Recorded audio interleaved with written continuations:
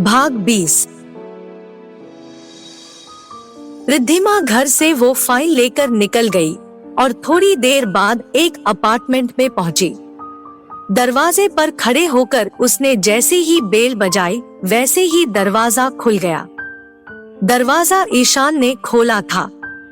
रिद्धिमा को ऐसा लगा जैसे ईशान दरवाजे पर ही खड़े होकर उसका इंतजार कर रहा था। रिद्धिमा ने अपने बैग से वह फाइल निकालकर ईशान को देते हुए कहा, यह लो ईशान, मैंने तुम्हारा काम कर दिया है। ईशान उससे फाइल लेकर उसे अपने गले से लगा लेता है और कहता है, thank you so much Riddhima. Riddhima Ishaan से दूर होते हुए बोली, इसमें थैंक यू की कोई बात नहीं है। मैंने जो कुछ भी किया है वो हम दोनों के लिए ही तो किया है, और अगर तुम खुश हो तो मैं भी खुश हूँ। तो ईशान बोला, आज मैं बहुत ज्यादा खुश हूँ। ये कहते हुए ईशान ने रिद्धिमा को एक बार फिर अपने गले से लगा लिया, जो कि रिद्धिमा को बिल्कुल भी अच्छा नहीं लगा। जब से उसकी शादी कबीर से हुई थी तब से रिद्धिमा को ईशान का यूं उसके करीब आना पसंद नहीं था। रिद्धिमा उससे दूर होने के लिए उसे हल्का सा धक्का देते हुए बोली, अच्छा मैं अब चलती हूँ। जैसे ही जाने के लिए मुड़ी तभी ईशान ने उसका हाथ पकड़ लिया और अपनी तरफ तेजी से खींचा। तेजी से खींचने की वजह से वो उसके सीने से लग गई। उसके दोनों हाथ ईशान के सीने पर थे। ईशान रिद्धिमा को अपने करीब खींचकर बोला, क्या बात है रिद्धिमा, तुम इतनी जल्दी में क्यों हो? रिद्धिमा उसकी पकड़ से खुद को छुड़ाते हुए बोली, नहीं कोई बात नहीं है। लेकिन ईशान तुम यह सब क्या कर रहे हो? छोड़ो मुझे। ईशान उसके बालों को उसके कान के पीछे करके उसके चेहरे के और करीब आकर बोला, क्यों छोड़ूं तुम्हें? क्या तुम्हें यह सब पसंद नहीं है? क्या तुम्हें मेरा छूना पसंद नहीं आया? रिद्धिमा बोली, तुम अच्छे से जानते हो कि मुझे ये सब पसंद नहीं है। एक बार हमारी शादी हो जाने दो, फिर जो तुम चाहोगे वो होगा, लेकिन प्लीज उससे पहले नहीं। लेकिन ईशान पर तो रिद्धिमा की किसी बात का कोई असर ही नहीं हुआ। वह जबरदस्ती उसे किस करने की कोशिश करने लगा तो रिद्धिमा ने सारा जोर लगाकर उसे जोर से धक्का दिया और जोर से चिल्लाई, पागल हो गए हो क्या ईशान?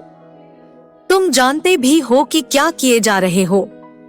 तुम जानते हो कि मैं शादीशुदा हूँ, फिर भी तुम मेरे साथ ऐसी हरकत कैसे कर सकते हो?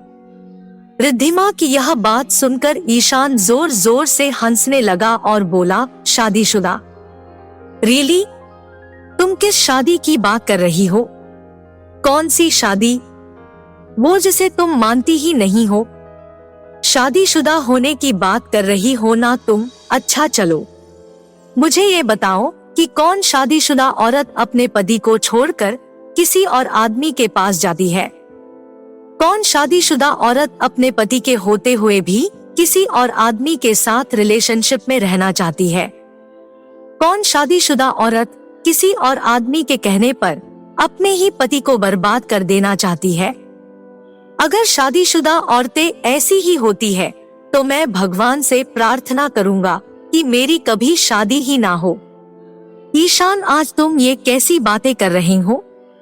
तुम्हारे कहने पर ही तो मैं कबीर के साथ यह सब करने के लिए तैयार हुई थी, और मैंने पहले ही तुमसे कह दिया था कि मैं कबीर के साथ रहते हुए तुम्हारे साथ कोई रिलेशन नहीं रखूंगी। रिद्धिमा, तुम कुछ पागल तो नहीं हो? कैसी लड़की हो तुम? तुम्हारे कहने का मतलब है कि जब तक तुम कबीर के साथ रहो तुम्हें मेरी जरूरत नहीं है, और जब तुम कबीर को छोड़ दोगी तब तुम मेरे पास आ जाओगी? मतलब तुम तो अपने दोनों हाथों में लड्डू रखना चाहती हो। और किस पति की बात कर रही हो जिसे तुमने अभी अभी मेरे लिए धोखा दिया है?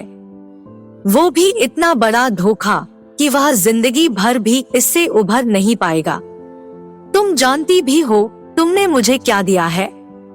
तुमने मुझे उसके ड्रीम प्रोजेक्ट की फाइल दी है, जिसके लिए वो आज से नहीं बल्कि पिछले 4 सालों से मेहनत कर रहा है। ये वो प्रोजेक्ट है जो उसे अगर मिल जाए तो उसे आबाद कर देगा, लेकिन अगर उससे छिन गया तो उसे पूरी तरह बर्बाद कर देगा। अब कबीर को बर्बाद होने से कोई नहीं रोक सकता, कोई भी नहीं, और उसकी वजह सिर्फ तुम हो रिद्धिमा, सिर्फ तुम। ये कहकर वह कुछ पल चुप हो गया और फिर कुछ पल बाद वो फिर से बोला, लेकिन तुम यह सब बातें क्यों लेकर बैठ गई रिद्धिमा? आज ये हम दोनों के बीच में तुम्हारी शादी कहाँ से आ गई? तुम तो मुझसे प्यार करती हो ना? फिर यह बात मतलब ही कहाँ रखती है कि तुम शादीशुदा हो या नहीं? जो शादी तुम्हारे लिए मायने ही नहीं रखती, उसे हम दोनों के बीच में लाने का क्या मतलब है? और वैसे भी तुमने ही तो कहा था कि तुम उससे नफरत करती हो और मुझसे प्यार, तो फिर मैं भी तो बस तुमसे थोड़ा सा प्यार ही कर रहा हूँ। यह कहकर ईशान जोर से हंसा। ईशान हंसते हंसते रिद्धिमा के करीब आया और उसे पकड़कर दीवार से लगा दिया। उसकी इस हरकत पर रिद्धिमा बोली, ईशान क्या कर रहे हो? छोड़ो मुझे। और जब ईशान ने उसे नहीं छोड़ा तो रिद्धिमा ने गुस्से में उसे एक थप्पड़ जड़ दिया। रिद्धिमा के इस तरह थप्पड़ मारने की वजह से ईशान का पारा एकदम से हाई हो गया और वह गुस्से में उससे बोला, साली कमीनी, 2 टके की लड़की मुझ पर हाथ उठाती है। ईशान खन्ना पर हाथ उठाती है। यह कहकर उसने रिद्धिमा के गाल पर एक जोरदार तमाचा मारा, जिसकी वजह से रिद्धिमा खुद को संभाल ना सकी और जाकर जमीन पर गिर गई। उसके गाल पर ईशान की 5 उंगलियां छप गई और उसका होंठ भी कट गया, जिसमें से खून निकलने लगा। रिद्धिमा तो ईशान की इस हरकत पर एकदम सन्न रह गई। वो आंसू भरी नजरों से उसे देखते हुए मन ही मन बोली, यह सब क्या हो रहा है मेरे साथ? ईशान जो मुझसे इतना प्यार करता था, वह मुझ पर हाथ कैसे उठा सकता है? रिद्धिमा वहीं जमीन पर पड़ी थी तो ईशान उसके करीब आया और एक हाथ से उसके बालों को कस कर पकड़ा और दूसरे हाथ से उसके जबड़े को भींच कर बोला, ये जो गलती तुमने की है ना रिद्धिमा, आज के बाद गलती से भी इस गलती को कभी मत दोहराना।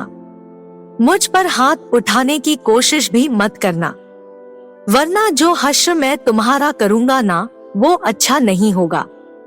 तुम सोच भी नहीं सकती कि मैं तुम्हारे साथ क्या कर सकता हूँ। रिद्धिमा भी उसे गुस्से से धक्का मार कर बोली, तुम्हारी हिम्मत कैसे हुई मुझ पर हाथ उठाने की और मेरे साथ यह सब करने की? तुम तो मुझसे प्यार करते थे ना, फिर तुम मेरे साथ जबरदस्ती कैसे कर सकते हो? कैसे मुझ पर हाथ उठा सकते हो? वो ये सब कह ही रही थी कि तभी उसे किसी के हंसने की आवाज आई। उसने उस आवाज की तरफ मुड़कर देखा तो सामने ईशान की बहन काम्या खड़ी थी।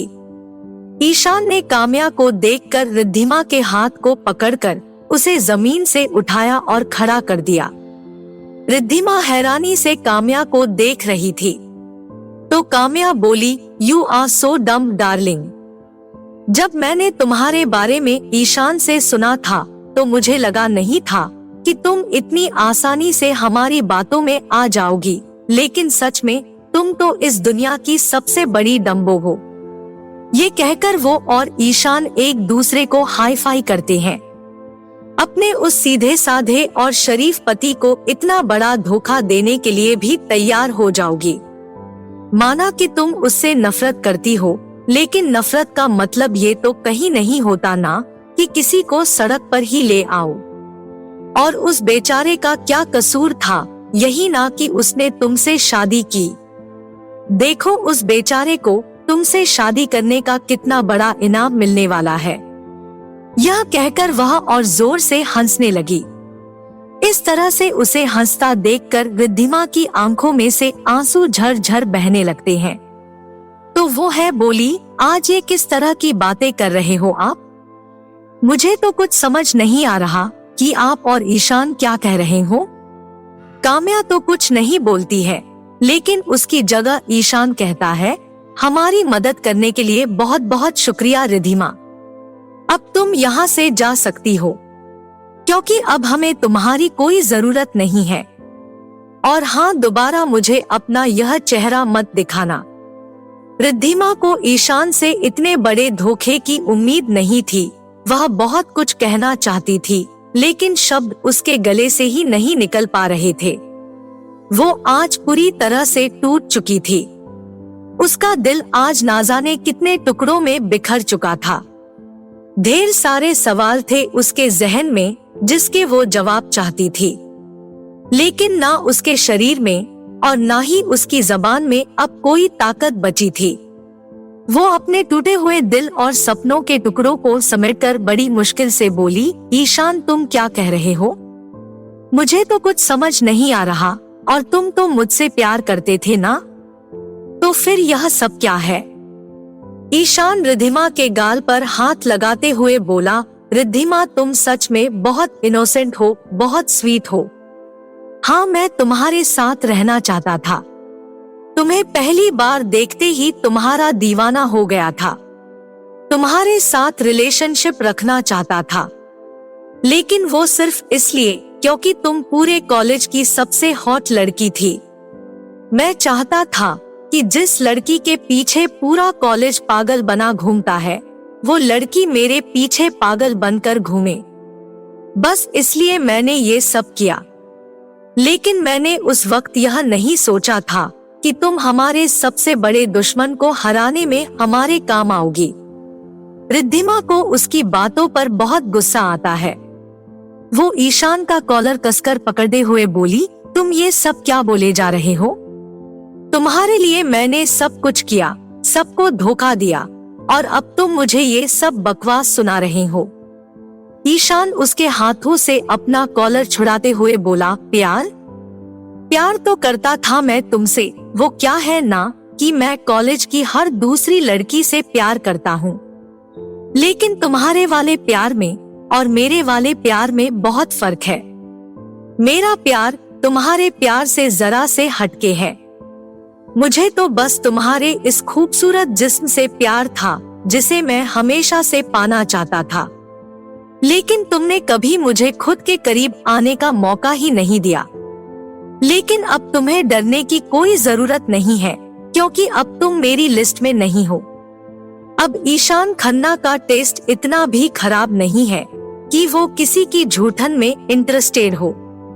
जब तुम्हारे इस जिस्म को वो कबीर पहले ही छू चुका है, तो ये मेरे लायक तो बचा ही नहीं। रिद्धिमा इस वक्त कुछ कर नहीं सकती थी। वो तो बस खाली आंखों से उसे घूरे जा रही थी। ईशान फिर से बोलता है, तुम्हें तो मैं उसी दिन छोड़ देता जिस दिन तुम्हारी शादी हुई थी, लेकिन जब मुझे पता चला कि तुम्हारी शादी द ग्रेट कबीर कपूर से हुई है, तो मुझे हमारा पुराना बदला याद आ गया। उस वक्त मैंने यह प्लान बनाया कि तुम्हें किस तरह से इस्तेमाल करूंगा, और देखो आज मेरा वह प्लान सक्सेसफुल भी हो गया। ये कहकर वह एक शैतानी हंसी हंसने लगा। रिद्धिमा का सब्र अब जवाब दे चुका था। उसने जैसे ही ईशान को मारने के लिए अपना हाथ उठाया, तो काम्या ने उसका हाथ बीच में ही रोक दिया और बोली, तुम एक बार मेरे भाई पर हाथ उठा चुकी हूँ, अब दोबारा यह गलती मत करना। यह कहकर काम्या ने रिद्धिमा का हाथ जोर से मरोड़ दिया, जिससे उसकी हल्की सी चीख निकल गई। फिर काम्या ने रिद्धिमा को धक्का दे दिया। काम्या बोली, अब हमें तुम्हारी कोई जरूरत नहीं है, इसीलिए निकल जाओ यहाँ से।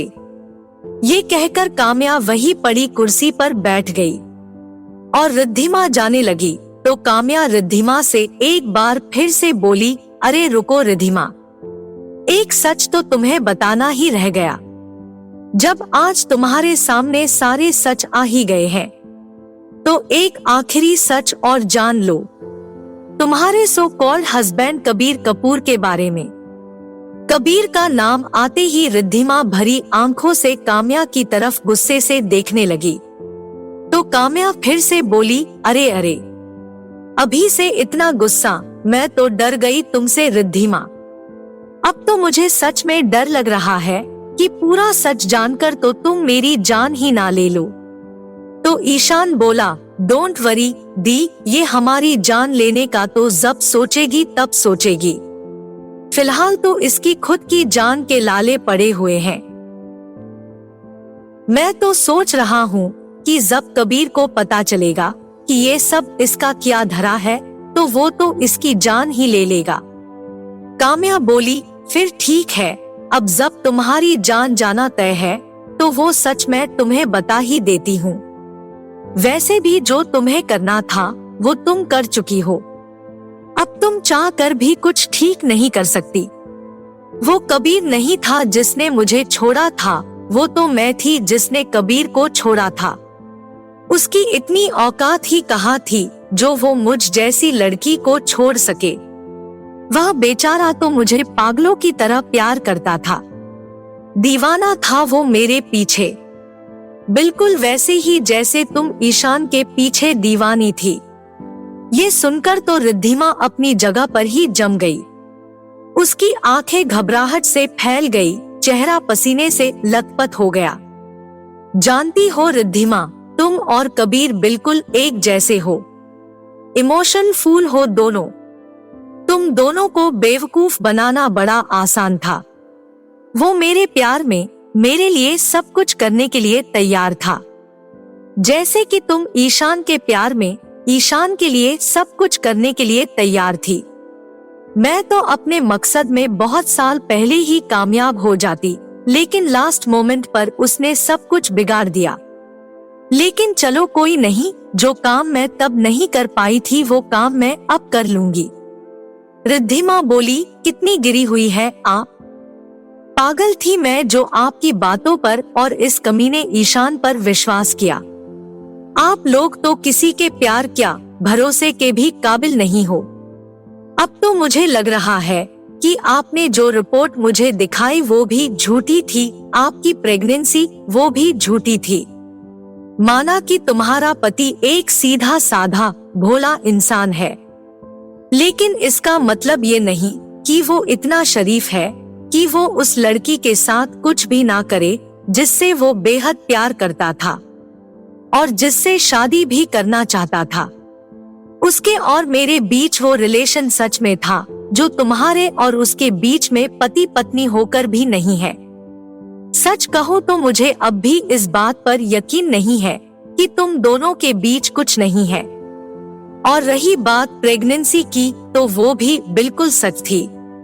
रिद्धिमा गुस्से से बोली, हद होती है कमीनेपन की भी, लेकिन आप दोनों ने तो सारी हदें ही पार कर दी। शर्म नहीं आई आप दोनों को प्यार के नाम पर खेल खेलते हुए? क्या एक प्रोजेक्ट आप दोनों के लिए किसी के इमोशंस, दिल, प्यार, विश्वास सबसे बड़ा था? ऐसा क्या मिलेगा आपको कि आपने इसके लिए एक नहीं बल्कि दो दिलों को तोड़ा, उनकी जिंदगी के साथ खिलवाड़ किया। ये प्रोजेक्ट हासिल करना हमारी कंपनी के लिए बेहद जरूरी था। इस प्रोजेक्ट के मिलने से हमारे दो फायदे होने वाले हैं। पहला तो इससे हमारी कंपनी टॉप में पहुंच जाएगी और दूसरा हमारी सबसे बड़ी राइवल कंपनी खत्म हो जाएगी। अब हम कबीर को बर्बाद कर देंगे। उसे बर्बाद होने से अब कोई नहीं बचा सकता। और हाँ, thank you for the file. Kamya की ये बात सुनकर रिद्धिमा को फाइल का ध्यान आता है। वह फाइल वहीं जमीन पर पड़ी थी तो वह झट से उसे उठाने लगती है, लेकिन ईशान उसे वो फाइल नहीं उठाने देता और उसका हाथ पकड़कर उसे धक्का देकर अपार्टमेंट से बाहर निकाल देता है और अंदर से दरवाजा बंद कर लेता है। उसके ऐसा करने पर रिद्धिमा जोर जोर से दरवाजा बजाने लगती है। ईशान प्लीज एक बार दरवाजा खोलो, वो फाइल मुझे दे दो। ईशान, तुम्हारी दुश्मनी मुझसे थी, तुम मुझे पाना चाहते थे ना, तो मैं जो तुम कहोगे वो सब करने के लिए तैयार हूँ, लेकिन बस वह फाइल मुझे दे दो। इस सब में कबीर की कोई गलती नहीं है, उसे बीच में क्यों ला रहे हो? प्लीज ऐसा मत करो, कबीर के साथ कुछ भी मत करो प्लीज। ईशान, एक बार दरवाजा खोलो। वो काफी देर तक दरवाजा बजाती रहती है, लेकिन ईशान और काम्या दोनों में से कोई भी दरवाजा नहीं खोलता। रिद्धिमा अपने मन में बोली, ओ गॉड, मैंने यह क्या कर दिया? मैं प्यार में इतनी अंधी कैसे हो गई कि जो सच और झूठ को देख ही नहीं पाई। अब मैं क्या करूं? कैसे वो फल वापस लूं? कैसे कबीर को बताऊंगी कि इस सब की वजह मैं हूं? क्या किया मैंने कबीर के साथ? किस बात की सजा दी है मैंने कबीर को? क्या करूं मैं? कुछ समझ नहीं आ रहा। कहाँ जाऊं अब? किस मुंह से कबीर के पास जाऊं? कैसे बचाऊं कबीर को?